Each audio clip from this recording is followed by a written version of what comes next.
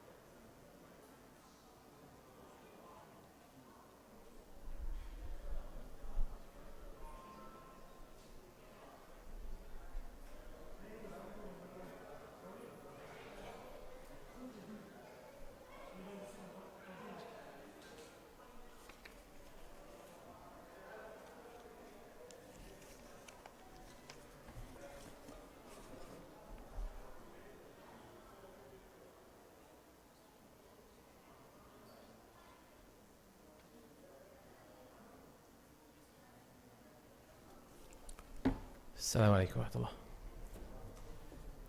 How are you? ما شاء الله. بسم الله الحمد لله والصلاة والسلام على رسول الله صلى الله عليه وسلم وبعد. اللهم علمنا ما ينفعنا وانفعنا بما علمتنا وزدنا علما واجعلنا من الذين يستمعون القول فيتبعون أحسنه. اللهم إني أسألك علما نافعا ورزقا طيبا وعملا متقبلا.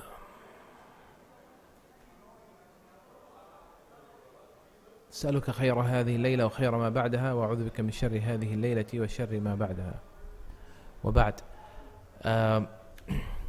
It's the first Jum'ah after the end of the month of Ramadan. May Allah subhanahu wa ta'ala accept the little that we've done, and may Allah azza wa jal help us overcome our weaknesses and shortcomings. What I wanted to talk about tonight is a topic that we often struggle with every year. At the end of the month of Ramadan, we are reminded of the importance of maintaining the spirit of the month of Ramadan. And after the end of the month of Ramadan, we talk about how do we keep up, or how do we maintain the spirit of the month of Ramadan, the importance of it. And when we talk about the fasting of the 6 days of Shawwal, and we see how Allah subhanahu wa ta'ala, instead of, when we end the month of Ramadan, it's not all over. So the Prophet ﷺ teaches us, at the end of the month of Ramadan, you have another opportunity to fast, just to kind of keep the spirit of fasting through the fasting of the days of Shawwal, 6 days from the month of Shawwal, right? Just to get you back into that Ramadanic rhythm, right? Because there's an interruption that takes place. So obviously the Sharia wants us to maintain the deen. Well, Allah subhanahu wa ta'ala wants us to maintain whatever we accomplish in the month of Ramadan. And as a dear friend just put it, he said a lot of times people preoccupy themselves with, I need to prepare for the month of Ramadan, right? And we get into the month of Ramadan, we give it all we have, and then at the end of the month of Ramadan, we suffer of some kind of exhaustion, and we take a break. Where he says that we're supposed to take the month of Ramadan as a month of preparation. In other words, he's saying that the month of Ramadan is meant to prepare us. Right? The month of Ramadan is supposed to prepare us for what is after Ramadan. And that's why things that interfere with that are removed. Things that motivate us, to encourage us to, get maximum benefit from the month of Ramadan are there. So the gates of Jannah are open, the gates of hellfire are closed, we're inspired, devils are, restrained, and all of that, to help us focus. So all these distractions are taken away, and then we are provided with a lifestyle in the month of Ramadan. Of course, ultimately, it's the grace of Allah subhanahu wa ta'ala, His guidance, that He allows us to make the right choice. Because some people choose not to engage in that lifestyle, and some people don't, adopt that lifestyle fully. I'm talking about the Ramadanic lifestyle. You know what I'm talking about, right? With Ramadan, people, there's a lifestyle, and it's a different life. You cannot tell me that you're the same person. You cannot tell me it's the same lifestyle. You know, life is not normal. It's like there's something special. So much so that you feel like you earned a special status in the month of Ramadan, right? But ultimately, it's the, of course, grace of Allah subhanahu wa ta'ala, but you make a choice. You make a choice, and that choice, it pays off, right? Or we hope that it pays off. So what I wanted to discuss today is not necessarily how to maintain the spirit of the month of Ramadan. Come in, please. It's not how to maintain the spirit of the month of Ramadan as much, because by no means am I the expert of change, who knows how to change himself and change everybody around him. And I'm telling you, this is what you need to do to accomplish what I was able to accomplish or what I was able to experience. But rather, I intended for this to be an open discussion because I myself want to create something for the community. If you will, a community toolbox, a community troubleshooting service, or customer. What do they call it? Customer support type of something for the community, for myself and for the community, to help us achieve certain things, to help us change, grow. Right? Then maintain that growth. Because change, especially a complex change, requires support. Right? So if we want a behavioral change of some sort, then we have to, depending on what kind of change it is, right? Then you have to, in order for that to be organic, in order for that to be healthy, in order for that to be authentic, then you need to provide support. It's very complex. It's not easy. People don't change, easily. Otherwise, if it was easy, you know what? We would have been the fittest, the healthiest, the happiest, the most successful people on the face of this planet. It's not easy, right? We would have not gotten into developed bad habits to begin with. So change is tough. So in order for people to achieve a change, especially a complex change, right? People need support. Then once you achieve that change, people need as well support. They need support to maintain that behavior change. So that is what we want to discuss. How do we do this? Because there are methods to achieving that.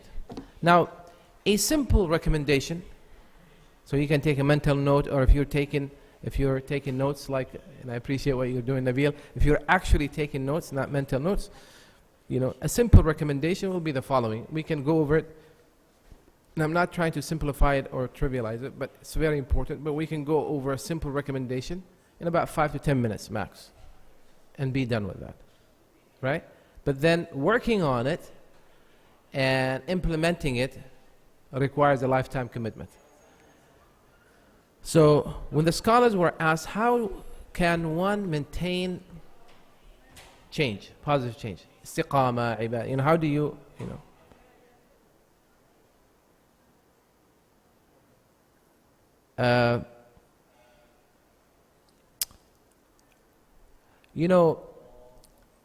have you heard of the concept of karama? You know what karama is? What's a karama? What's a karama? You heard about karamat, which is plural of karama. What do you translate karama as?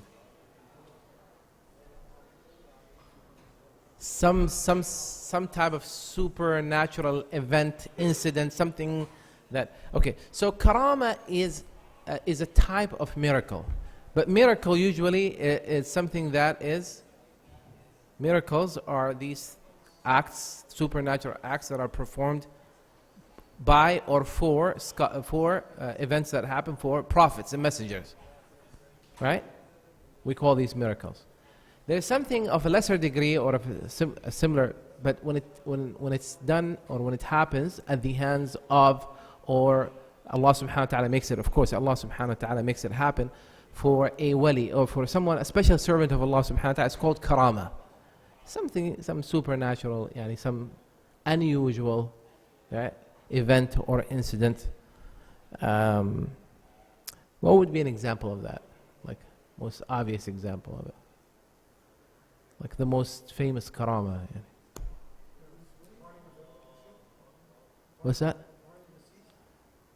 That's a miracle. That's Prophet. Who was struck by? No, I'm talking about something famous, meaning something from the Quran or something from our history. What can you think of when I say karama? Yeah, most of them are miracles, right? Yes.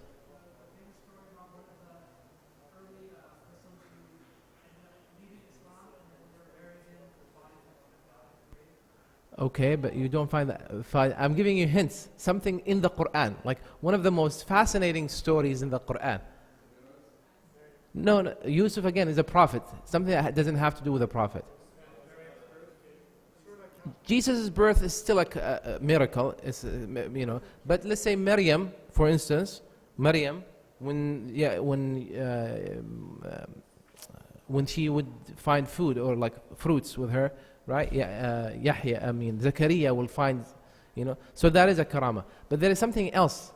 Today being Jum'ah, which surah is recommended for us to read? The surah of Al-Kahf, right? The cave. The story of these young men. They were not prophets and messengers, right? It's the most famous, fascinating story. That is a karama. It's just very unusual, supernatural for a group of young men to sleep, right? For 300 years, So that is a karama, right? Interesting. So now, for somebody to have that, Allah subhanahu wa ta'ala give him that or grant him that, it's a great status. It's a great status. That Allah subhanahu wa ta'ala helped these men, these young men, maintain their faith through a karama. They actually fell asleep. And the circumstances outside that safe sanctuary or safe haven that they had, the cave, were very detrimental. They were very challenging. The times and the circumstances were so challenging that if these young men went back to their society, what would have happened? Would have been either very tough for them to maintain their faith, they would have been persecuted, maybe killed, or maybe they would have been إِنَّهُمْ إِن يَظْهَرُوا عَلَيْكُمْ يَرْجُمُوكُمْ أَوْ يُعِيدُوكُمْ فِي مِلَّتِهِمْ. If these people, meaning the society, capture you, they said to each other, if they capture us, they are either going to stone you, torture you to death, or أَوْ يُعِيدُوكُمْ فِي مِلَّتِهِمْ. They will force you to go back to their way. وَلَن تُفْلِحُوا إِذَنْ أَبَدًا. In either way, you will not succeed. It's a lose-lose. So stay in the cave until Allah subhanahu wa ta'ala يُهَيِّئْ لَكُم مِّنْ أَمْرِكُمْ. Allah subhanahu wa ta'ala makes a way for you. They didn't know. They had no plans. By the way, they did not plan to sleep it off or to sleep off. Like, they didn't plan that. They just didn't know what to do. Allah Azza wa Jal had a plan for them, so they slept until not only did that generation change, but a new generation came, a new society that was much more taqwa and iman conducive. Right? You get my point? So it's a karama that happened to them. Right? But that's not expected. I mean, I'm sure that you and I, you're like, if you and I can just sleep right now, and then wake up, and then next Ramadan comes, and we're ready to go back into the spirit of Ramadan again. Or if we can just sleep and everything around us changes, and everything becomes righteous, everything becomes piety-oriented. But it doesn't happen like that. I'm sure that, some of us might think, oh, I wish I can sleep, wake up, and I'm a pious person. And all my challenges and all my weaknesses are all gone. That's not going to happen. If it happens, yes. They were righteous people, but what I'm saying is that this doesn't happen to every righteous person. They're very special. That doesn't mean that anyone who didn't experience something like that is not righteous. There are more people who are more righteous than them, but Allah subhanahu wa ta'ala taught us lessons through them, and they had to struggle for it. And that is our example. That's what I'm trying to say. Our example is not necessarily to, for us, we shouldn't be thinking, oh, I wish I can just go into a cave and stay there until everything around in the society changes. It's not going to happen. Our example is the example of the companions of the Prophet ﷺ. You come out of the cave and you go and you struggle. And you basically maintain your change, or you maintain your growth, and you bring about change around you. The reason I'm bringing this is because there is a profound statement attributed to Imam Ghazali. He said, إِنَّ الْإِسْتِقَامَةَ أَعْظَمُ مِنَ الْكَرَامَةِ. إِنَّ الْإِسْتِقَامَةَ أَعْظَمُ مِنَ الْكَرَامَةِ. He said, istiqama, to struggle, to be upright upon the right path, is greater and more important, more honorable than karama. See, some people, how do some people, especially some mystic groups, how do they measure the, he meant it in that sense, of course, in that context. But it made me think of this, the people of the cave. How do you measure, some people, they measure the piety of somebody, through these kind of supernatural events. Oh, guess what? This sheikh, he said such and such and such and such happened. And then he thought of such and such and such and such appeared. And these kind of things fascinate them. Or he slept and he saw this amazing dream. The next day, the dream came true. Oh, this might be like a righteous person. There are some people who are obsessed with these things. That's how they basically, where the scholars of Islam, or what Imam al-Ghazali is saying, the greatest indication of someone's special status is their istiqamah, not their karama. Is that person upright? Is that person authentic? Is that person practicing? Is that person struggling? Is that person holding on to their faith?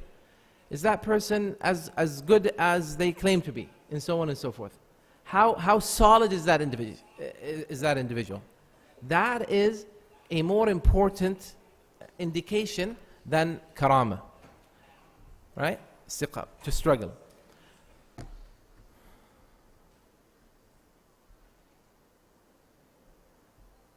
Why? The reason I gave you the example of the people of the cave is because istiqamah is a lot harder than karama.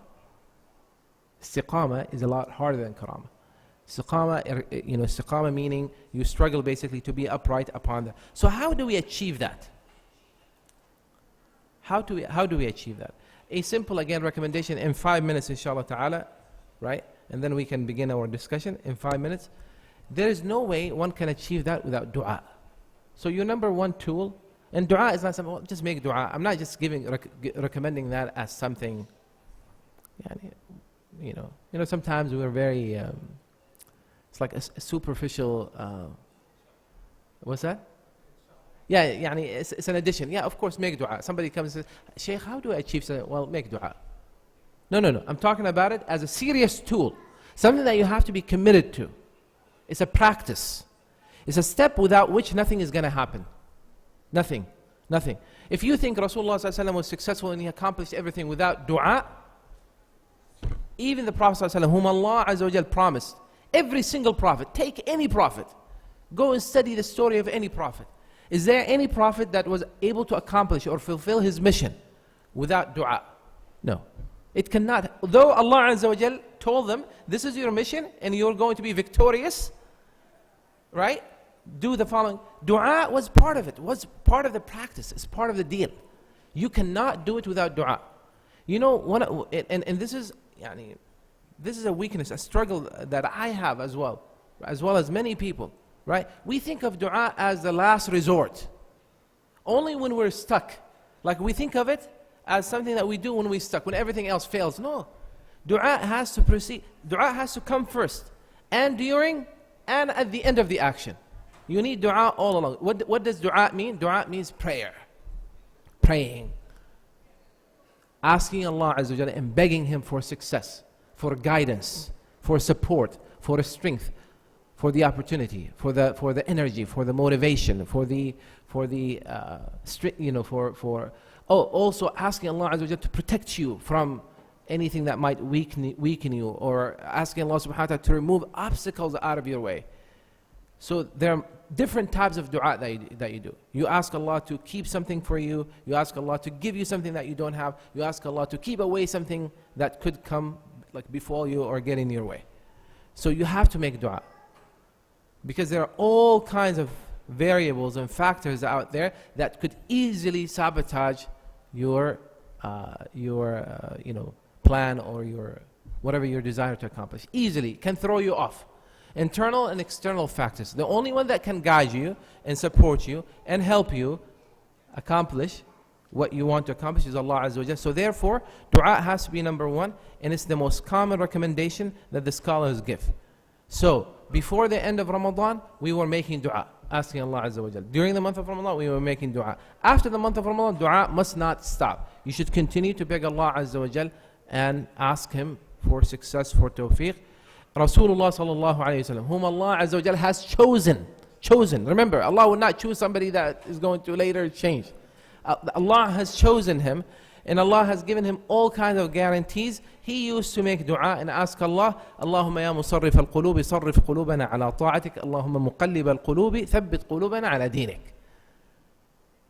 Because, he would ask Allah to strengthen his heart and keep his heart firm upon the right path, upon the deen of Allah Azza wa Jalla. So that is something that we need to ask Allah and beg Him for. Number two, right? And subhanAllah, you will find this recommendation even in self-help books, of course worded differently. They said you should always review your reasons or objectives, your reasons and objectives for change. Review. This is something that you could physically do by like having a list. And of course, many self-help books recommend that you actually have a list, you have it written down. It could be on your smart device, or it could be a mental thing that you do on a regular basis, right? It's what they call الدافع العقدي. What is your real motive? What is your real motive, for the change, or for whatever it is that you desire? Why do you want it? How bad do you want it? So what it is that you want and why you want it. So you have to constantly remind yourself of that. You know why? Because if you don't do that, what happens is you lose focus, you get distracted, and then eventually, right, you start deviating without knowing, or you start losing interest or motivation and energy, because you forget to begin, you forget why you have sought this path to begin with. You forget. And also because we can easily, as human beings, of course some of us are worse than others, we can easily be distracted by all kinds of elements and factors, So for instance, you start coming to the masjid for the sake of Allah in the month of Ramadan, and you enjoy it, and you're getting super energized, mashallah, alhamdulillah, Allahu Akbar. You start coming, you become very familiar, frequent visitor to the masjid. You start, making connections with people, right? And now people, mashallah, they're like, Allahu Akbar, you come to the masjid every day, you're an amazing person. They start praising you for that. Now you start noticing that people are noticing. Even if that wasn't initially that wasn't your intention. Right? And then eventually people get used to it, and they take you for granted, and nobody praises you for that anymore, and it starts bothering you. Or, right, people start giving you a hard time, or something happens, Allah subhanahu wa ta'ala tests you with somebody that keeps giving you, keeps commenting, for instance, on the way you dress. Your fashion, your taste and right? Or somebody starts giving you a hard time, about something. Then you start getting bothered, and you're like, I'm going to stop going to the masjid. People are not polite, or they don't appreciate me, or I don't get recognition. So you forget what your real or initial motive was, because now you became distracted with this new motive that wasn't even on your mind. So you stop something that you started doing for the sake of Allah Azza wa Jal, because you're paying attention to what people are saying, or how people are reacting to it. So it is important that you always remind yourself as to why you're there. And no wonder, subhanallah, I'm thinking, when we enter the masjid, when we go to the masjid, the Prophet teaches us a dua. Remember, the first tool that I mentioned is very key. I'm going to keep going back to it. The Prophet teaches us a dua. Sometimes the dua is just a dhikr, Like there is no, oh Allah, give me or grant me this or protect me from it. Sometimes it's just a statement that you're making. It's like a statement of fact. I cannot help but to think or to believe that they are meant to remind us of our intention, our motive, and why we're doing this. Right? So when you're going to the masjid, you're asking Allah Azza wa Jal to give you light. You're reminding yourself as to why you're going to the masjid. When you enter the masjid, there is dua that you're reminding yourself.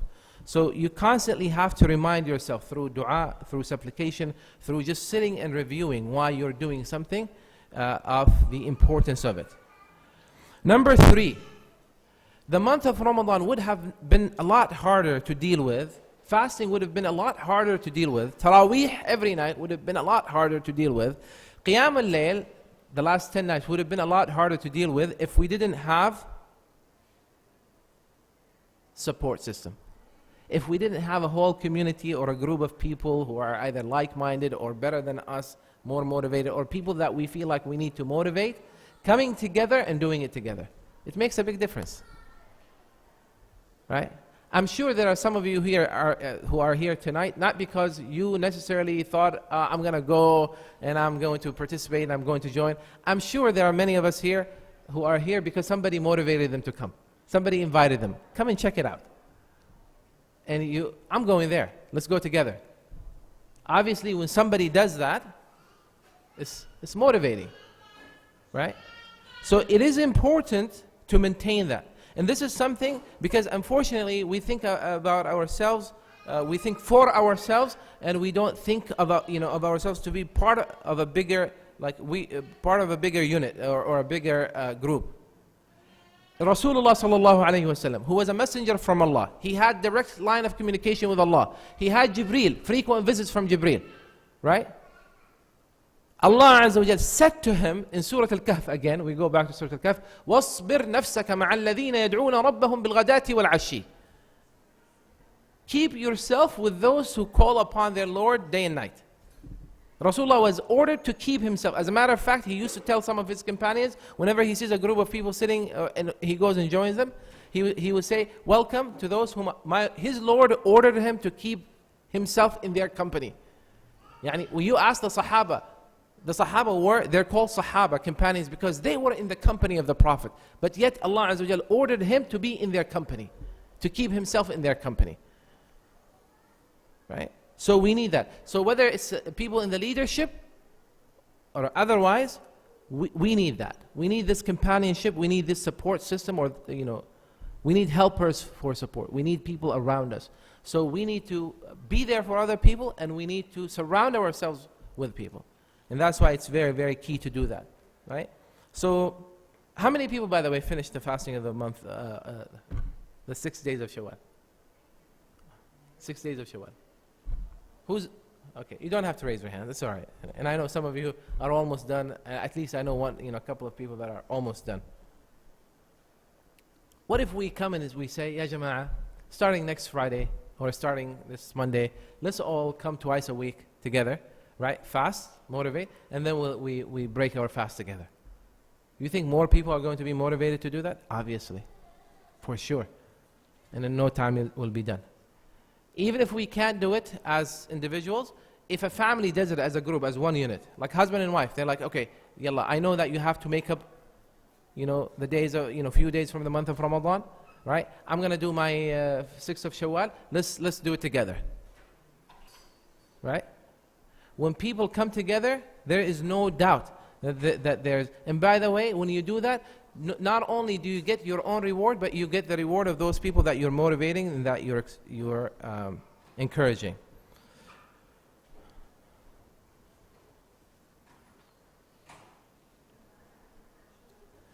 And then there are other means, right? But I will just add one more thing. There are other means, like, remembering death, remembering that life is finite, it's temporary. But also, one of the things that we should remember is that we have an enemy out there. Now, I don't want to put a lot of emphasis on him, but Allah Azza wa Jalla says, إِنَّ الشَّيْطَانَ لَكُمْ عَدُوٌ فَاتَّخِذُوهُ عَدُوًا. Someone who has mastered this thing called life, who was there way before us. He knows all the truth. So, and shaitan doesn't want you to be on the straight path. And subhanAllah, the other day, 2 days ago, Sheikh Uthman Khan, after Fajr, he gave a beautiful khatira on, he talked about this, shaitan. That actually shaitan said, ثُمَّ لَأَقْعُدَنَّ لَهُمْ صِرَاطَكَ الْمُسْتَقِيمِ. That, we ask Allah Azza wa Jalla to guide us to the straight path. Now, once you're guided to the straight path, you think it's all over? No. We continue to ask Allah to keep us on the straight path. One of the challenges of the straight path is that there is someone that discovered that that straight path is the path that is going to lead us to Jannah. Lead us back to Jannah, lead us to Allah subhanahu wa ta'ala. And he said, Lord, I'm going to make that path miserable. I'm going to make that experience, I'm going to get in the way. I will sit on that path. You won't find shaitan. Sometimes some people say, look at this person. Yes, he may have lifestyle that is not, but look, they seem to be happy. Everything easy. Things are working out for them. Shaitan is not giving. Of course, shaitan is not going to give them a hard time. Of course. Why? Khalas, they're going. The path that is going to be a little challenging is a straight path, because you have an enemy out there that wants to make it hard, that wants to create all kinds of distraction, and wants to divert you from that path. So it is important to be aware of that. And shaitan is not going to come to you clearly. Some people have a particular image of shaitan. He's not going to come to you looking like that. Shaitan may come to you in the form of an attractive individual, or an attractive offer, or very lucrative opportunity, or has all kinds of tricks, all kinds of things, right? Sometimes it might come to you with what seems to be a sincere recommendation. You've been working very hard the month of Ramadan. You worked very hard. Take a couple of weeks break. Take a break. You prayed the whole month. No need to do tahajjud. It's enough. He's not going to come and say, if you're committed to salah, he's not going to say just skip salah. He might if he can get away with it. But he will come and say, pray salah, but sunnahs, you have done a lot of sunnahs in the month of Ramadan. Just give it up.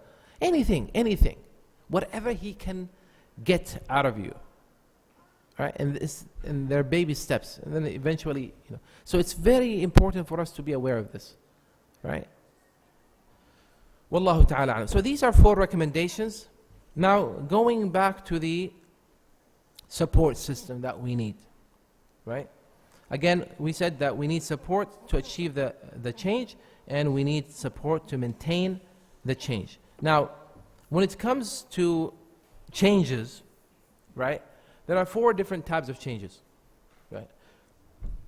There are these changes, that behavior change that is a one-time thing.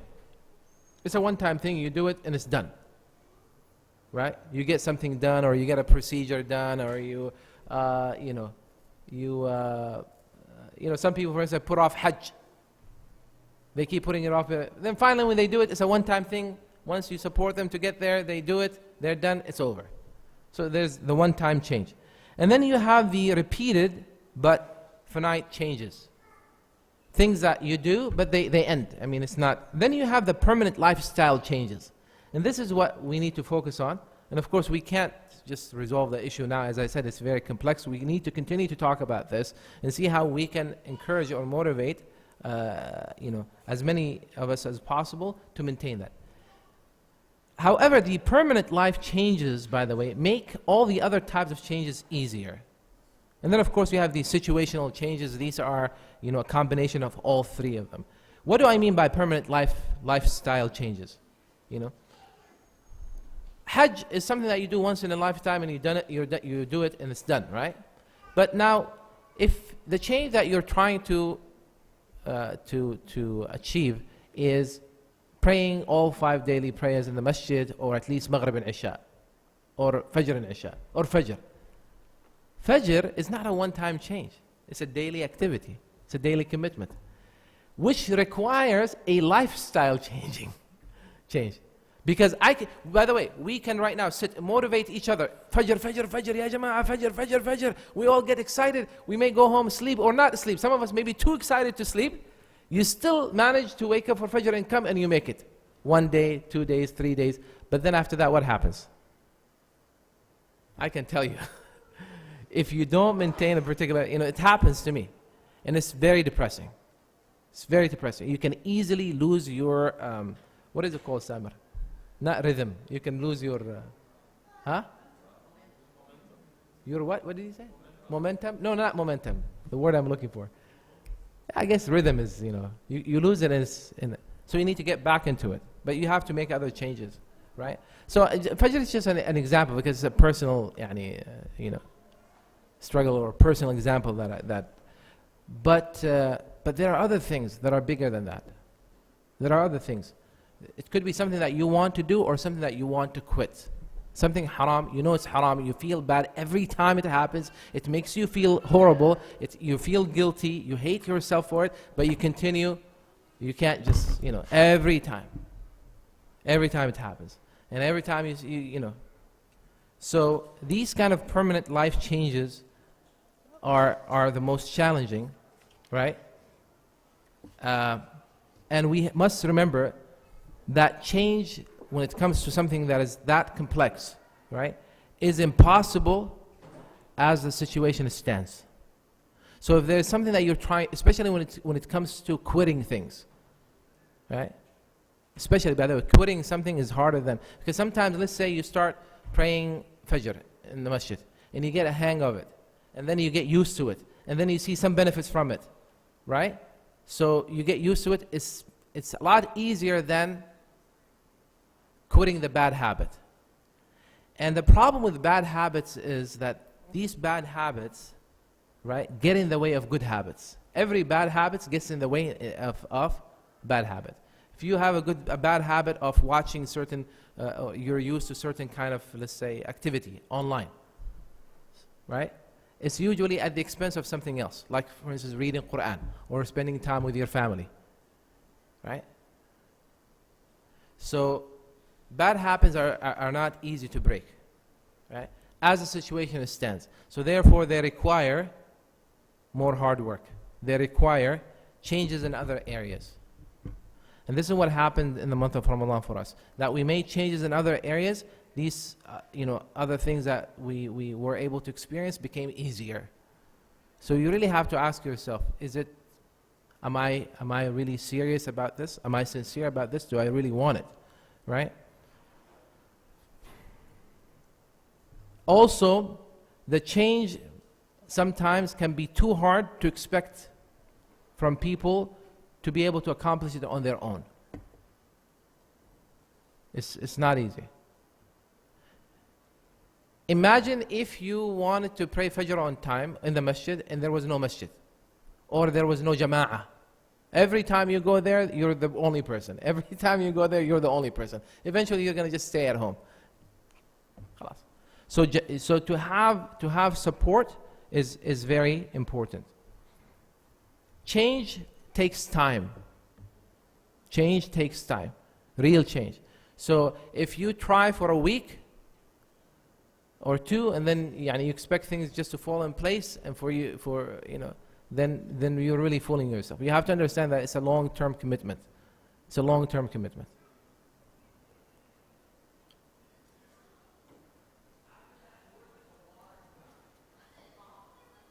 Okay. So, where do we go from here? Where do we go from here? Of course, we as individuals, we all have these little changes that we're trying to make on our own, to do on our own.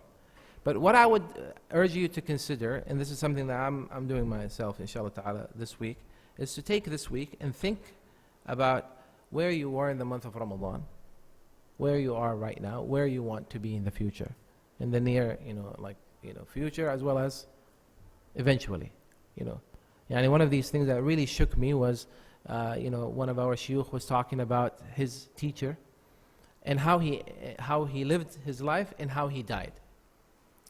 So subhanallah, how Stephen Covey says, that famous principle that he has, begin with the end in mind, right? So if there's a particular end that you desire, it's not going to happen on its own. You really have to really be sincere. You have to ask for it, but you have to live a life that can ensure or that can qualify you to have that kind of end. Right? Does that make sense? Does that make sense? So you need to sit with yourself and say, okay, what is it that I want to accomplish? What is the one thing that I want to really do? Or one thing that I really got in the month of Ramadan, or I was able to experience, or that I was able to get rid of, and my life was just amazing. It was just peaceful, it was tranquil, it was amazing. How do I maintain that change? Who can help me achieve that change? Ask yourself what that change is, how important that change is to you, how you can maintain that change, and who can help you achieve that change, right? And then maybe, Brother Simon, I started talking to Brother Adam about this. Maybe we can come together and develop plans for ourselves, as a group, inshallah ta'ala, as an ummah, as a community, come together to help each other, right, maintain these changes. For instance, I know that our Fajr crowd, whatever we refer to as the Fajr crowd, there isn't like a specific membership, right? The membership is not like really solid. But there are people who are like gold members. And then we have people who are like silver, we have people platinum, so people are. But if you come and you just hang out with the Fajr crowd, you will see that somehow they were able to do that for each other, provide that support for each other. Right? And anyone can join that crowd. That's just one area. I'm sure that if you go and examine the Quran school, or the group of people here in our masjid, there are people who come together and they study Quran together. That's a click. It's just sometimes when you have a particular focus, a group of people who have that focus, even if they were not from the same country or they were not born in the same places, or they didn't know each other, but that common interest that they have brings them together and creates a special bond between them. What happens is that these people, subhanAllah, they become each other's support. And it's just when you get into that circle, it's just amazing the type of relationship that they have. When people come upon the book of Allah Azza wa Jal, they remember, or something good, amazing. Humul qawm la yashqa bihim jalisuhum. Right? I'm sure that if you go and examine CIS, College of Islamic Studies, and you see these people who are committed to that program, you will see that, subhanAllah, they have a special bond amongst them. Right? There's, something about it. And so on and so forth. And there are people who, subhanAllah, you find them everywhere. Everywhere, wherever there is something good, they want to be part of it. They want to be part of it. So I urge you to choose something for yourself, one or two or three of these things, and commit yourself to it. And make out of that group your support group. Right? And maybe we can come back and study how were we able to do this, how can we market this, to a larger segment of our community. How can we market this to, how is it that Apple was able to create this need, and make us buy their products, and then they have support, customer support system, and they have like communities, online community, and you have people, subhanAllah, people just bond because of a particular product. And we're talking about products, or we're talking about elements that will ensure happiness and peace in this life, inner peace, and success in the hereafter. We're talking about akhirah. Akhirah is at stake here. And hopefully, inshallah ta'ala, one day we'll come together and we'll have a party where we start, basically reminding each other, inshallah ta'ala, as to what got us there. وَأَقْبَلَ بَعْضُهُمْ عَلَى بَعْضٍ يَتَسَاءَلُونَ. The people of Jannah are going to come together and they're going to remind each other of how they were able to support one another, develop a particular change or improvement, and then maintain that until they reach their destination. هذا وصلى الله على سيدنا محمد وعلى آله وصحبه وسلم. You can ask me any question about this particular topic or anything else that is on your mind, or any current event, inshallah azza wa jal. Ladies first.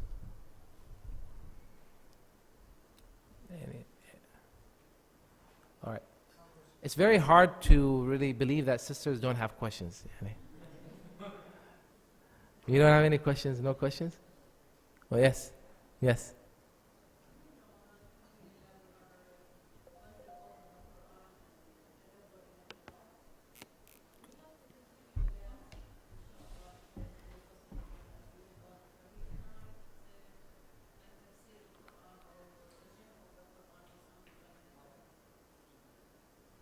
Okay, remind me. Oh, you mean the khawatir? I didn't understand. Okay.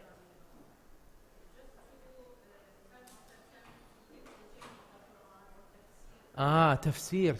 Okay. طيب. You know, we do Quran, we do Fajr inspiration, after Fajr on Sunday. Our focus is tafsir. By the way, I urge everybody, even sisters, inshallah, to show up for Fajr this Sunday and the following Sunday. We're going to be doing the rest of Surah Al-Hujurat. So this Sunday we're going to be talking about a special message from Allah Azza wa Jal to the believers. You should not mock each other, لا يسخر قوم من قوم, and the ills of the tongue, things that we should be, So we should. But I agree with you. Yeah, maybe there are some people who can attend. Maybe we can do tafsir night once a month. I'm fine. I'm open to it. Inshallah. Yes.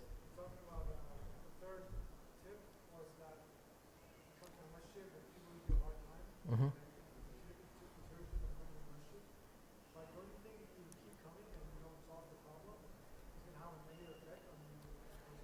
For sure, yeah. And that's why, if you remember, I said you need to review it was the second one. You need to review your reason for the change, right? But also, the third one was what? Number one was dua. Number two was, your reason or objective, right? You basically review your mind. What was the third one? Support system. So support system means that someone that has positive influence on you. Somebody that so to have that kind of environment, that kind of support is very important. Why? Because we tend to sabotage our own plan, for change or growth. We tend to be around people, sometimes even our people that we love, and they love us, they care for us. Intentionally, unintentionally, we have the tendency to challenge each other or sabotage each other. Just sometimes it's based, out of need. Allah subhanahu wa ta'ala says, إِنَّمَا أَمْوَالُكُمْ وَأَوْلَادُكُمْ فِتْنَةً. Sometimes it's your children, sometimes it's your spouse. Right? You're focusing on something and then they want your attention, or they want you to spend more time with them, or they want something, and then it interferes and you become overwhelmed, and you're trying to basically juggle things around, and then it distracts you from the that's why Allah says, يَا أَيُّهَا الَّذِينَ آمَنُوا لَا تُلْهِكُمْ أَمْوَالُكُمْ وَلَا أَوْلَادُكُمْ عَنْ ذِكْرِ اللَّهِ. Let not your wealth or children distract you from the remembrance of Allah.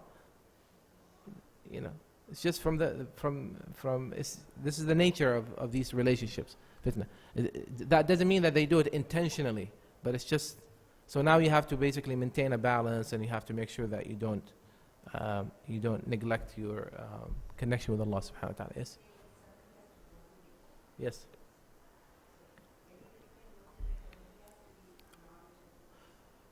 Of course, when motivation comes from people of, you said you have to have motivation or a source of motivation. Can anyone motivate you, or does it have to be someone with knowledge? It makes a difference when the motivation comes from someone with knowledge. It makes a difference when the motivation comes from someone that has knowledge and practice. All right? So obviously, the truth of the matter is that some of us are, even if we are self-motivated, we still need to see a role model. We need to see an example. We need to see an inspiration, and that can come. That must come from individuals as well as from sources, like the Book of Allah, the Quran, the prophetic tradition, as well as individuals who try to live by the Book of Allah and the prophetic tradition. ربنا هب لنا من أزواجنا وذرياتنا قرة أعين واجعلنا للمتقين إماما اللهم اجعلنا من الذين يستمعون القول فيتبعون أحسنه اللهم اهدنا سواء السبيل. Yes.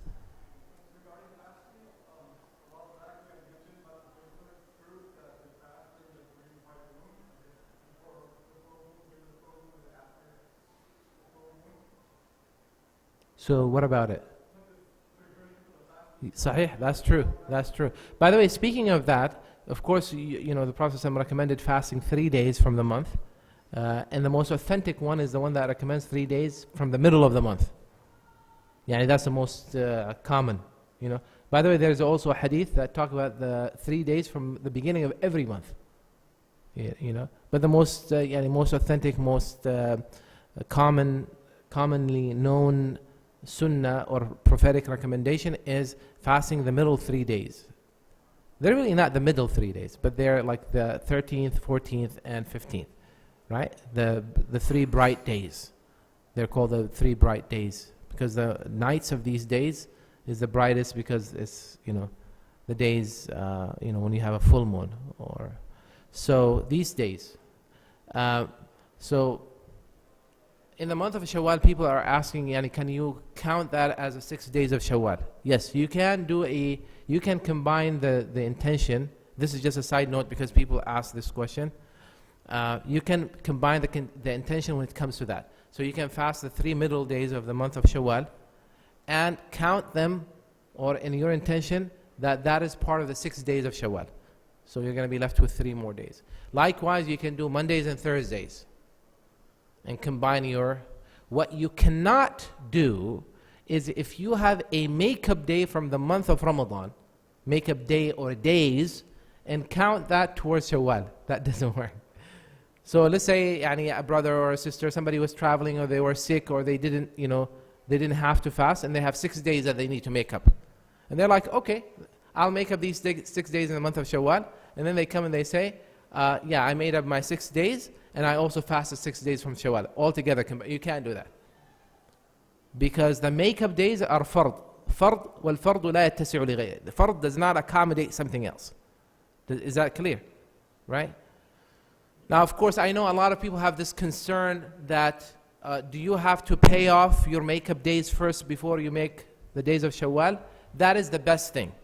For you to fast, complete the fast of the month of Ramadan and pay off whatever makeup days you have, and then start the fasting, the voluntary fasting of the days of Shawwal. However, if your energy, your schedule, you don't have the ability to do that, if it's going to be very tough for you or for any health or personal reason, you don't have that, or إذا ضاق الوقت. Some scholars said at the beginning of the month, it is more important to, at the beginning of the month of Shawwal, is more important to pay off the makeup days, to make up your missed days from Shawwal, from Ramadan. But towards the end of the month of Shawwal, let's say the last week of the month of Shawwal, it is better to fast the 6 days of Shawwal, if that's the only thing you have. Because it's a technical fiqhi issue. But all I'm telling people is that try to plan it. If it's very hard, indeed Rasulullah sallallahu alaihi wasallam permitted Aisha to delay her makeup fast, so you can, fast the 6 days of Shawwal, and then for those, especially if you have multiple days that you have to make up, you can wait, and so you can wait for spring winter, and when the days are shorter to make up these days, that's fine, or you can just do it, at your pace, gradually, slowly. One last question, inshallah. Yes? Huh? Oh, it is? Okay. Okay. No. So you accepted Islam on which day? Okay, mashallah. And did you take Shahada during the daytime or in the evening? Okay, just make up that day. Just make up that day. Were you fasting that day? No? You don't remember? Yeah. Okay. Just pick whatever days. Make up these days, including that day, not the previous days. Because you began from the day you took Shahada. Just make them up during the winter, on the weekends, when the days are short, inshallah. Yeah, inshallah. You have a whole year to do it, inshallah. Any more questions or comments?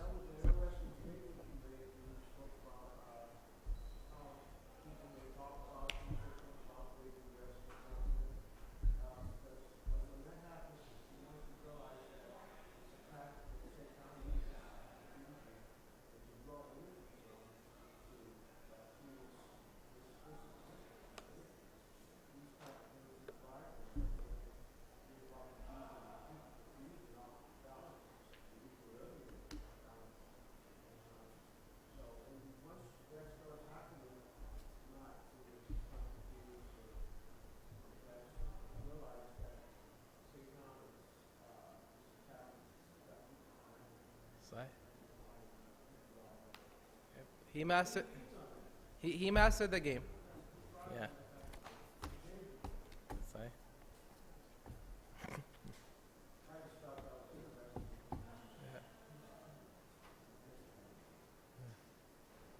Yep. Nabil, you had a question?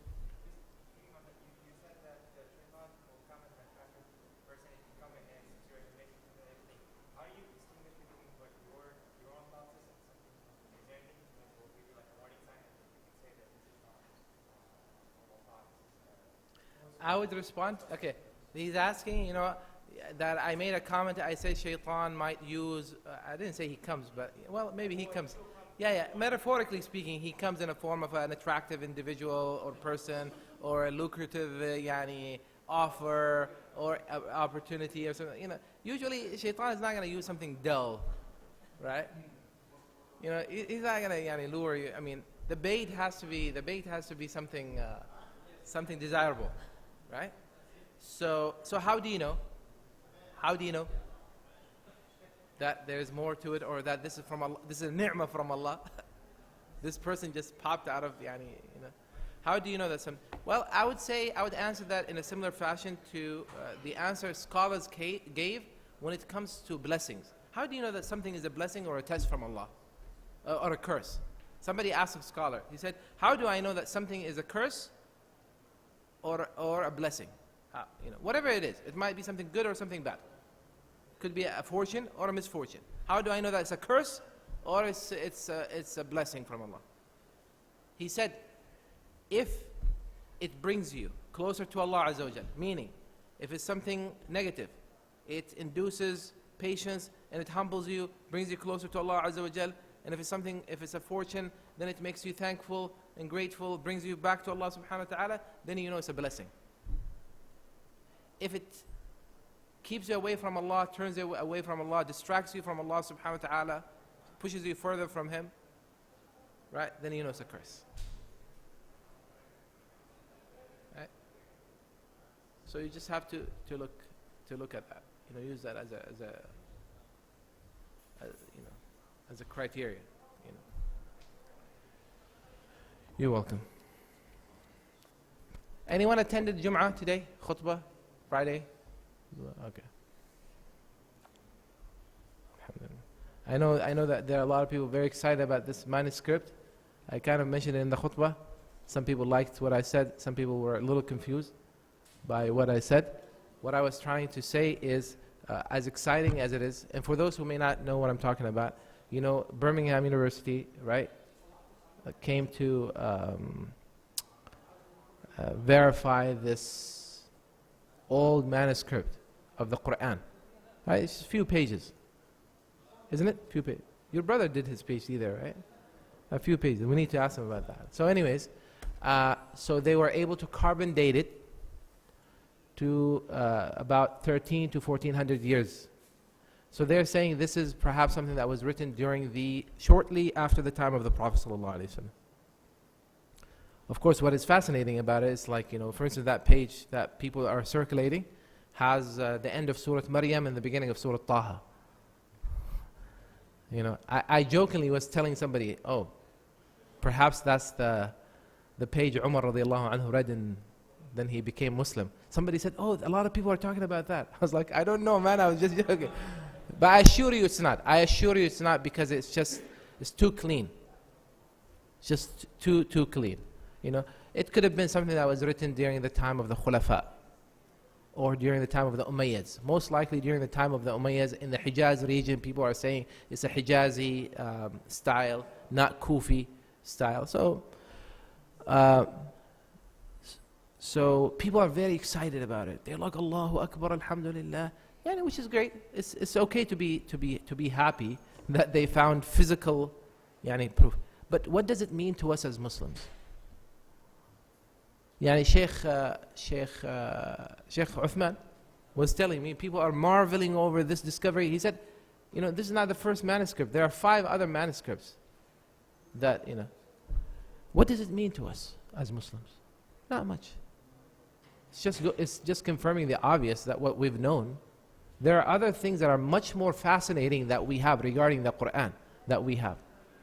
And when we look at a piece of document like this, right, we have to remember something. Sheikh Ayman, Hafidhahullah, the teacher of my teacher, said there are two principles that we have to remember that are very, very important. This piece of document doesn't mean, I mean, it's a piece from the, it's a page from the Quran, so it's sacred, it's something that we, but in terms of its academic value from an Islamic point of view, in terms of its value to us, it will only have value if we know who wrote it. It's important. Who wrote it? And number two, if we can confirm that that person, of course, if we know who, it will be easier to confirm that. If that person copied it from another manuscript, from another piece of document, not wrote it from their own memory. Right? These are two very important principles. That's what gives it authenticity. Right? Because in our deen, we do not take our religion or anything from unknowns. Right? From anonymous sources. So that's very, very important. The other thing that I wanted to say, and I mentioned it in the khutbah, we have something that is much more fascinating, ya Jama'ah. You can come here to our IQ program and you will see what I'm talking about. You'll just get a taste of it. We have people who study the Quran, fascinated with the Quran. We have people that we call Huffaz, who memorize the whole Quran. Right? Huffaz are nothing short than a miracle. They're the tool Allah subhanahu wa ta'ala uses to preserve His book. إِنَّا نَحْنُ نَزَّلْنَا الذِّكْرَ وَإِنَّا لَهُ لَحَافِظُونَ. We have indeed sent the remembrance and we will preserve it.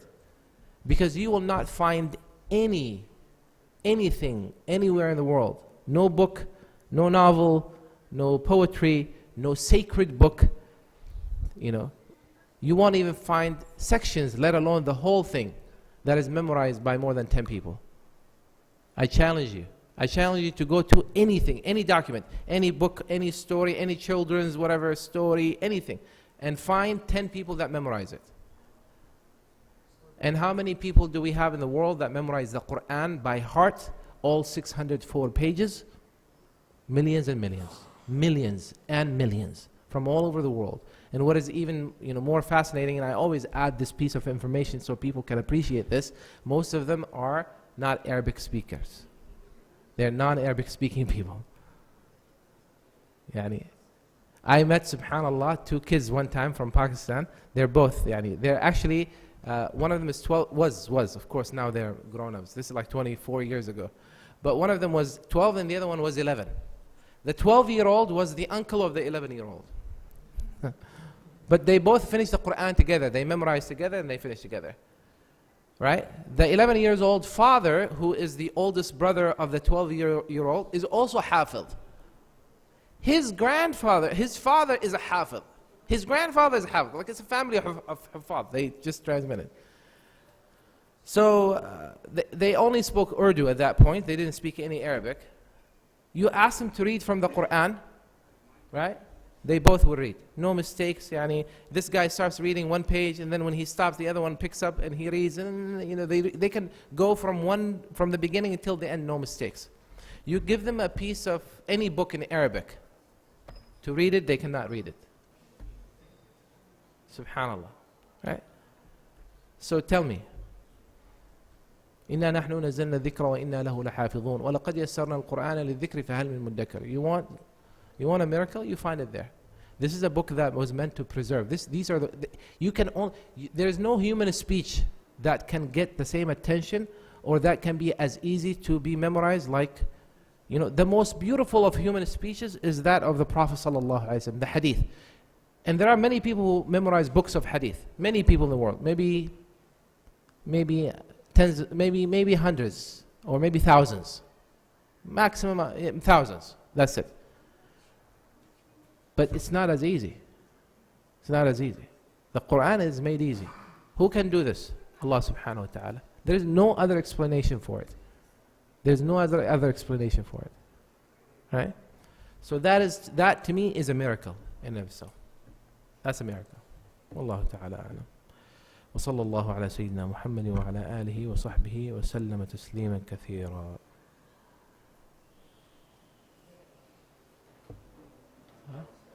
Isha will be at 9:45 inshallah ta'ala on Friday nights. Inshallah. Also, this Sunday, or should we make the announcement in the Musalla? Okay. We'll make the rest of the announcement in the Musalla, inshallah.